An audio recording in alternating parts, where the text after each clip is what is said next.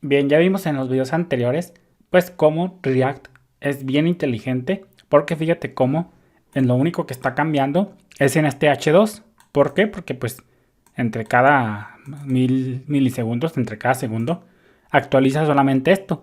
No toca ni esto ni todo lo demás. Y entonces fíjate cómo React es bien inteligente. Y como aquí detecta que después de la primera llamada a root.render ya se trata de una actualización, porque estamos pasándole el mismo DOM, pues fíjate cómo es inteligente y ya simplemente cambia el H2. Es decir, por decirlo de una manera, solamente cambian el DOM las diferencias, es decir, lo que realmente se modifica. Después de todos modos, esto ya lo vamos a ver ya. Te voy a enseñar un diagrama para que lo entiendas más gráficamente. Pero en realidad, eso es como funciona React.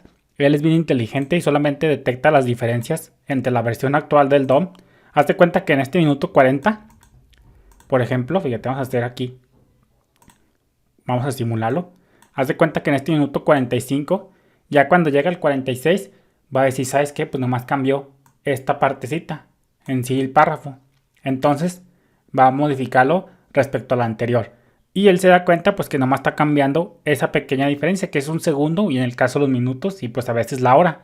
Entonces, eso es lo que te quiero dar a entender. Después te voy a enseñar un diagrama más gráficamente de que en realidad React solamente va a modificar en el DOM lo que realmente detecte como diferencia. Solamente las diferencias. Lo que quedó igual, pues obviamente lo va a dejar igual. Esto por rendimiento, porque se actualiza todo nuestro documento. Imagínate que de modificar todo nuestro root element, en este caso nuestro div, pues sería ineficiente. En cambio, él simplemente detecta las diferencias. Entonces, como te decía, como te puedes observar, pues los elementos, los componentes funcionales que hemos visto hasta ahora dependen de props. ¿Y por qué digo dependen de props? Porque alguien externo en el código debe de proporcionarle las props para que funcione el componente. Acuérdate que los componentes funcionales reciben props y como son funciones de JavaScript, pues se reciben como parámetros. Entonces tú debes saber que cuando tú tienes una función con parámetros es porque esa función depende de los argumentos que le pasen. Lo mismo aplica aquí para los componentes que estamos viendo ahorita. En cambio, cuando tú tienes funciones, ahora sí que encapsuladas también, porque todas las funciones son encapsulables, pues cuando tú tienes funciones pero que no reciben parámetros, pues quiere decir que esas funciones son hasta cierto punto independientes porque van a hacer su trabajo sin depender de argumentos. Y esa misma lógica la podemos aplicar aquí en los componentes de React. Si tú tienes componentes funcionales como los que tenemos aquí, basados en funciones que reciban props, pues hasta cierto punto son dependientes porque dependen de alguien externo que le pase esas props para llevar el comportamiento de nuestro componente. En cambio, si tú tienes componentes que no dependan de props, que no dependan de alguien que le pase props para realizar su trabajo, pues se puede decir que son independientes. Entonces lo mismo aplica aquí en los componentes de React. Entonces, ¿qué implica la reutilización de un componente? La reutilización requiere que el usuario del componente proporcione las propiedades correctas, por lo que tenemos que definir un tipo de cada propiedad y establecer valores predeterminados. Lo que te decía, cuando tú podemos reutilizar componentes que sean dependientes e independientes. Entonces, ¿para qué son las props? Pues estas nos permiten pasar valores desde componentes padres a los hijos. Ya cuando veamos componentes con estado, componentes de clase, vamos a ver cómo los padres, los componentes padres, pues le pasan las props a los componentes hijos. Como ya vimos, los componentes, tú me dirás también qué se logra con la prop children que ya vimos. Pues se logra que los componentes pueden trabajar con otros componentes a través de esa propiedad. Eso también ya lo vimos. El hecho de que las props son una de las partes más importantes de React sigue siendo cierto. Las props, ahorita que veamos componentes con estado, vamos a ver que vamos a utilizar props y el estado.